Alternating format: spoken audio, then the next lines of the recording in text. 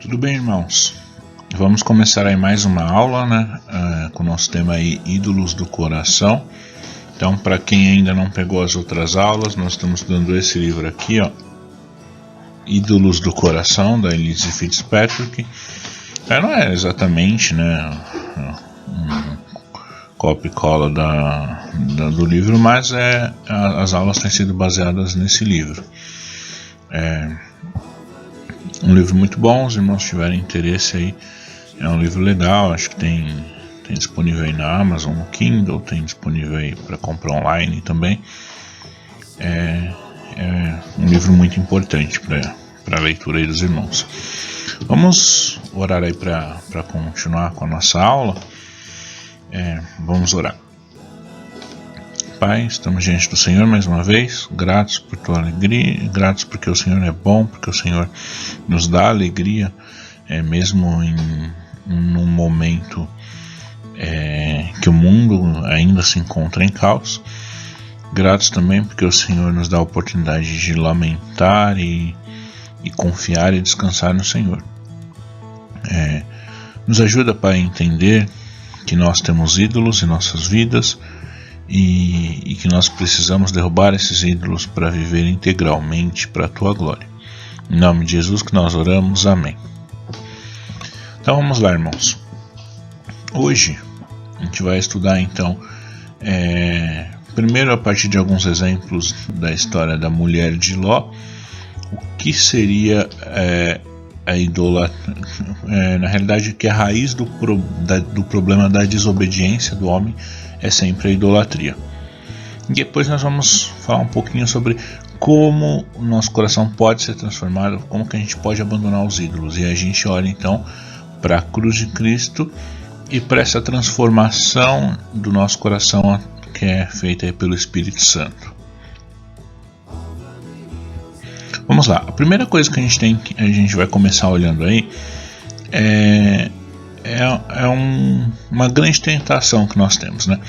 A tentação de idolatrar as bênçãos que o Senhor nos dá. Se a gente lembrar da história de Ló, nós vamos então, vocês podem lembrar aí da história de Ló. Ló então vivia em Sodoma.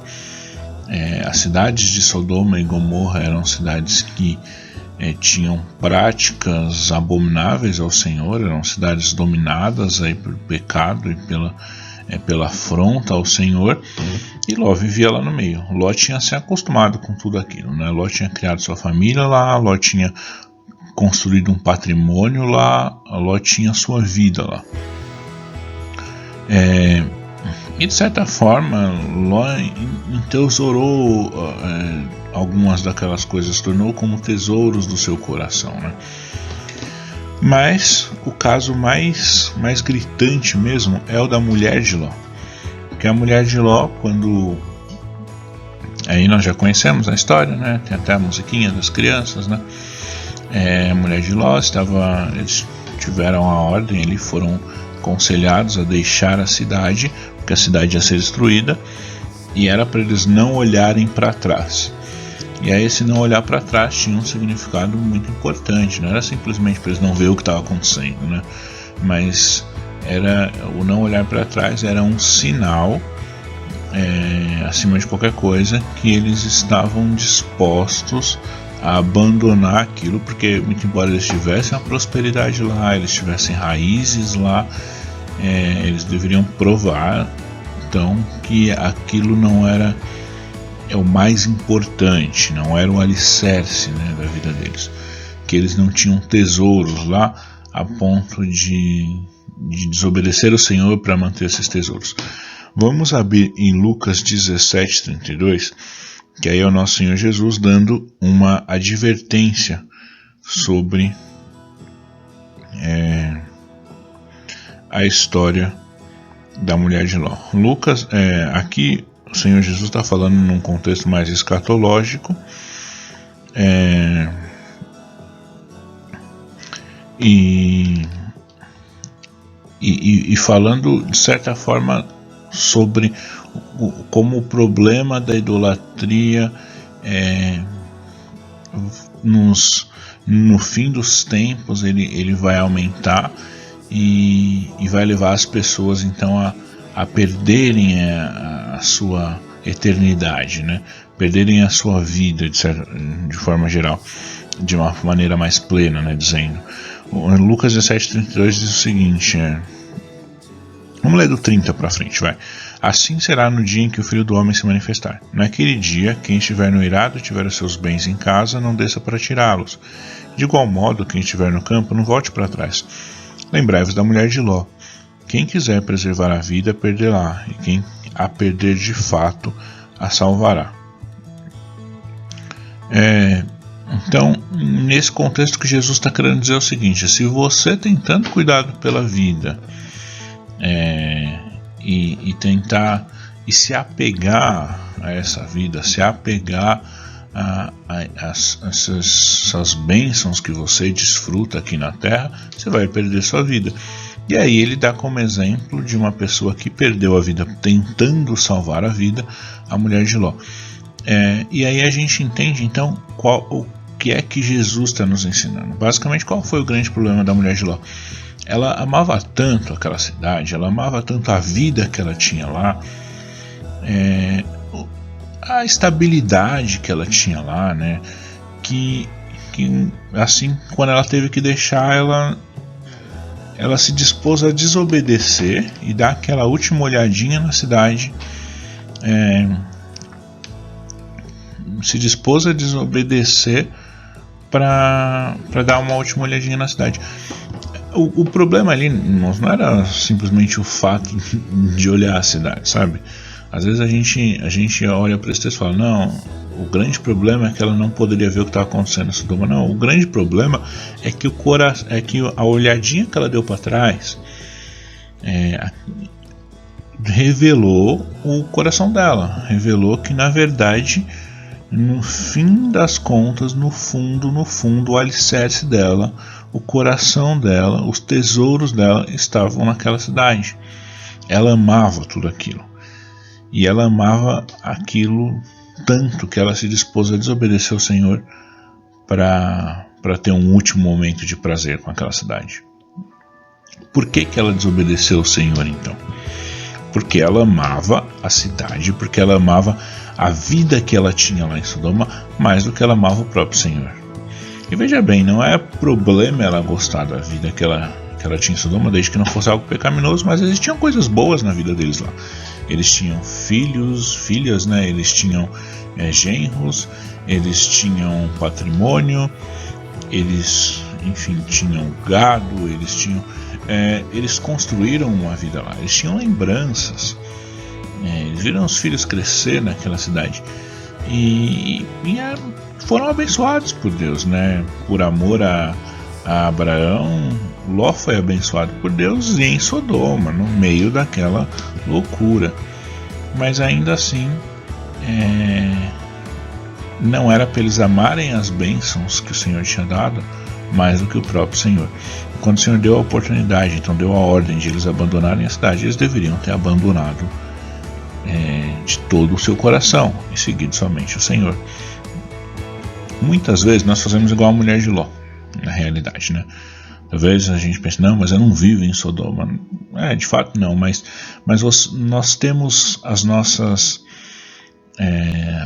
firmezas na vida, nós temos os nossos alicerces, nós temos coisas que são bênçãos do Senhor, de fato, e que muitas vezes nós julgamos que se nós perdermos aquilo, nós vamos perder o nosso chão, nós vamos perder a nossa razão de viver, a nossa alegria. Nós idolatramos as bênçãos. E são coisas boas que nós tornamos verdadeiros deuses, que nós tornamos os nossos tesouros. E vamos nos lembrar, onde está o nosso tesouro, está o nosso coração. Então, Deus me dá filhos, e filhos são coisas boas, e eu devo amar meus filhos, devo ser grato a Deus pelos meus filhos, mas eu não posso estar disposto a desobedecer o Senhor por amor dos meus filhos. Existe então um grau de prioridade. O meu alicerce, o que eu devo estar disposto a doar a minha vida, né, a perder a minha vida, como a gente acabou de ler, para ganhá-la no fim das contas, é pelo Senhor. Se eu estiver disposto a perder a minha vida por qualquer outra coisa, é a idolatria.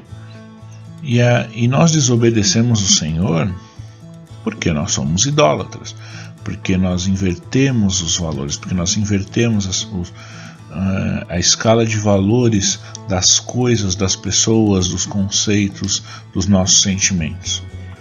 Nada pode ser mais importante que o Senhor, nem mesmo as bênçãos que Ele nos dá. E aí nós vamos falar um pouquinho agora sobre o primeiro mandamento. Por quê? Porque nós falamos então que a desobediência ela é uma filha da idolatria, né? E o primeiro mandamento é justamente um mandamento que nos adverte contra a idolatria. Vamos abrir em Êxodo capítulo 20, onde nós temos o decálogo. Em Êxodo capítulo 20, nos versículos 2 a 3, nós temos a seguinte fala do Senhor, né? Eu sou o Senhor teu Deus, que te tirei da terra do Egito, da casa da servidão. Não terás outros deuses diante de mim. Então o Senhor começa o decálogo, começa ali os 10 mandamentos, justificando, né? Se é que a gente pode usar essa palavra, porque o Senhor não precisaria se justificar, mas dando razões palpáveis e tangíveis para o homem, para o povo de Israel, ali na época e hoje para nós, né? Razões tangíveis pelas quais os mandamentos devem ser obedecidos. Então nós temos esse primeiro mandamento, que ele vai incluir uma ordem, e antes dessa ordem que nós temos, que é não terás outros deuses diante de mim, nós temos 2 razões pelas quais nós não devemos ter deuses diante do Senhor. A primeira razão, que é de suma importância, é que Ele é o Senhor, o nosso Deus. Então ele diz, eu sou o Senhor teu Deus.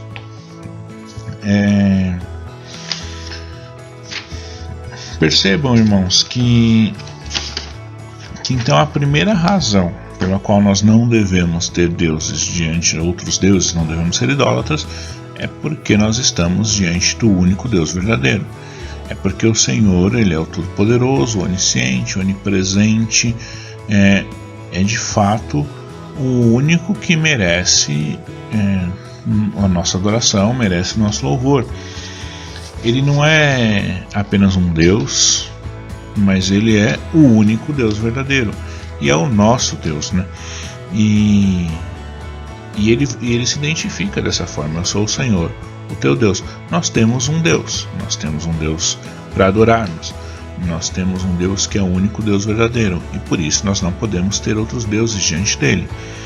Uma outra razão que ele dá para o povo de Israel é, eu te tirei do Egito. Então o povo de Israel estava no meio de uma terra idólatra, no meio de uma terra que tinha esse costume, claro, né, de forma aberta a ter viver de forma idólatra. Então eles adoravam vários deuses, dentre os quais o próprio faraó, e o Senhor capturou, o Senhor salvou, o Senhor libertou o povo, resgatou o povo do meio daquela terra idólatra. E está aí outra razão pela qual nós não podemos ter outros deuses, não podemos ser idólatras. Por quê? Porque nós fomos resgatados de uma terra idólatra. E a gente tem que lembrar que ali a gente está falando, pensando nessa questão da libertação do Egito, quem foi liberto do Egito de fato foi o povo de Israel, mas em Cristo nós temos a nossa Páscoa, que é a nossa libertação da terra, nossa libertação da escravidão. E essa libertação, enfim, é de uma escravidão no meio de uma terra idólatra. Nós fomos libertos do Egito. Nós estamos livres dessas relações com um povo idólatra. E por termos sido resgatados, então nós não podemos viver debaixo da idolatria. E aí, irmãos, uma conclusão óbvia disso tudo, de que dessa ideia de que a desobediência é filha da idolatria, é que o primeiro mandamento é, no fim das contas, a base de todo o decálogo, né? Então nós temos ali os 10 mandamentos e com o primeiro mandamento em vista, tudo o resto é consequência disso. Porque os 2 primeiros, inclusive, têm uma relação direta, né? Não terás deuses diante de mim, não farás para ti imagem de escultura, ok? Não tomarás o nome do Senhor em vão, ok? Se eu não tenho ídolos, eu não tomo o nome do Senhor em vão. Vamos pensar, em não matarás, não adulterarás. Por que o homem mata? O homem mata porque eles, de alguma forma, aquilo vai ser bom para ele. Então ele tem um ídolo que ele está disposto a desobedecer o Senhor para satisfazer.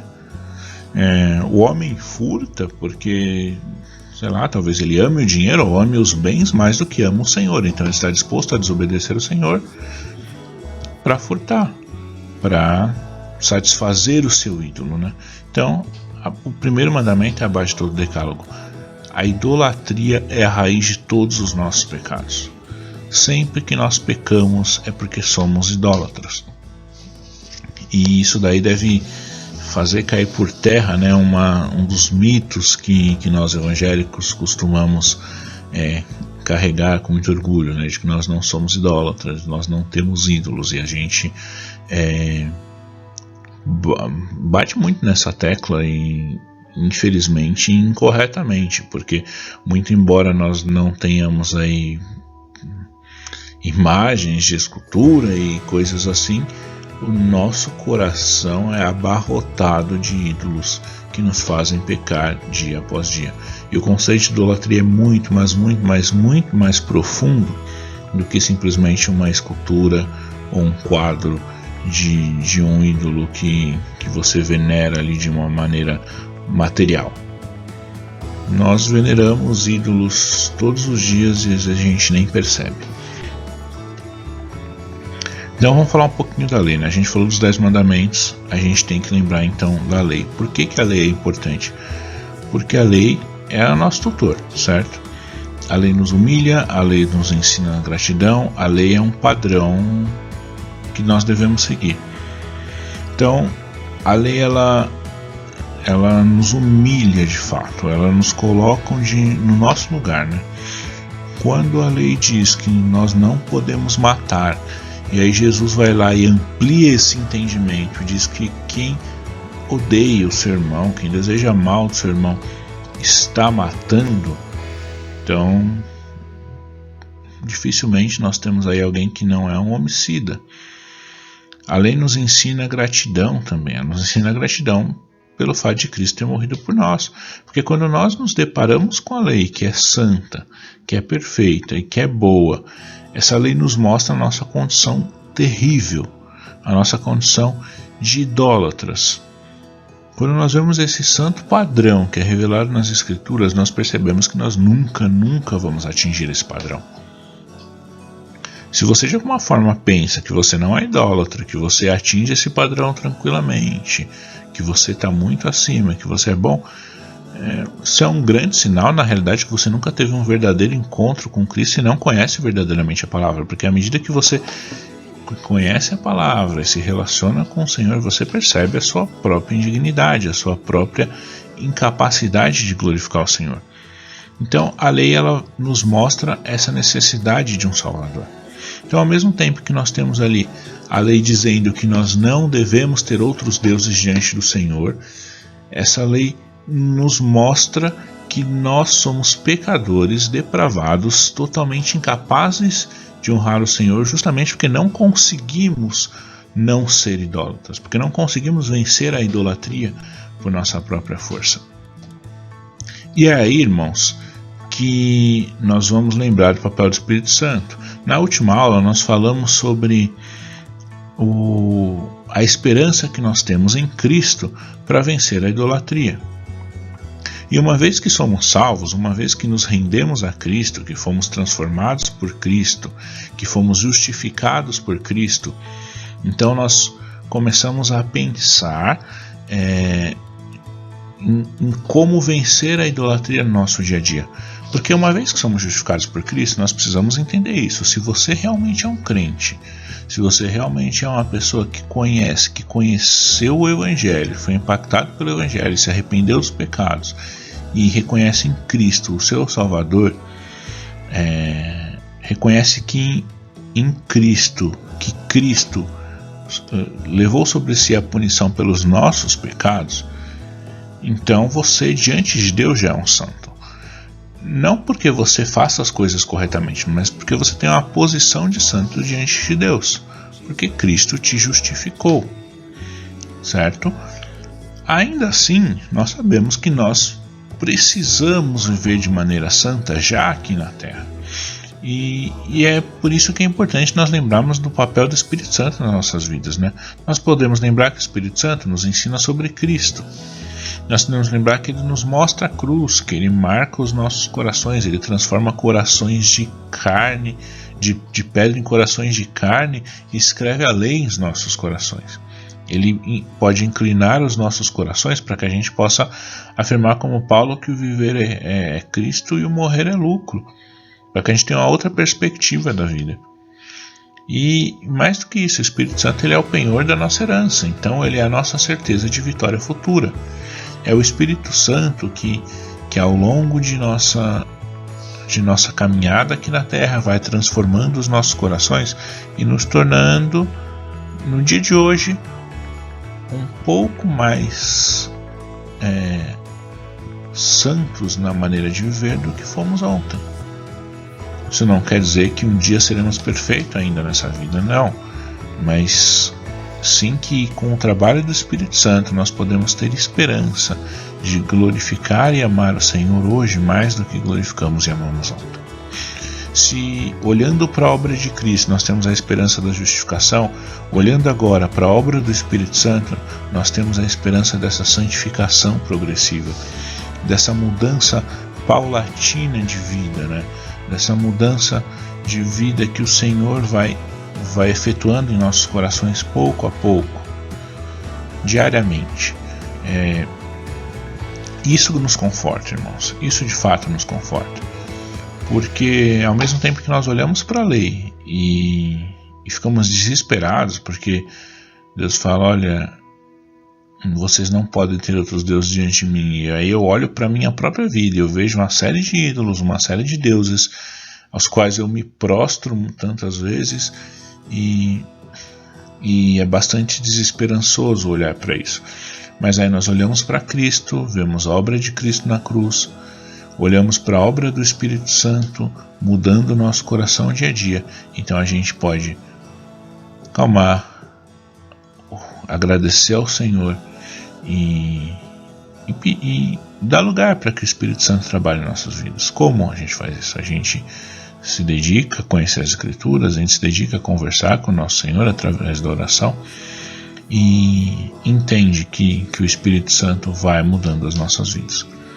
Então, irmãos, mais uma vez, temos esperança na obra do nosso Senhor em nós. Nós somos totalmente pecadores, totalmente depravados. Nós temos em nossa própria força não temos nenhuma esperança de salvação. Mas graças ao Senhor que enviou Cristo, graças a Cristo que disse que não nos deixaria órfãos, mas nos enviaria o Espírito, nós temos certeza de que somos justificados e dia a dia somos transformados pelo poder do Espírito Santo de Deus. Deus abençoe a todos. E na próxima quinta-feira, então, teremos outra aula aqui, se Deus nos permitir. Até mais, irmãos. Deus abençoe.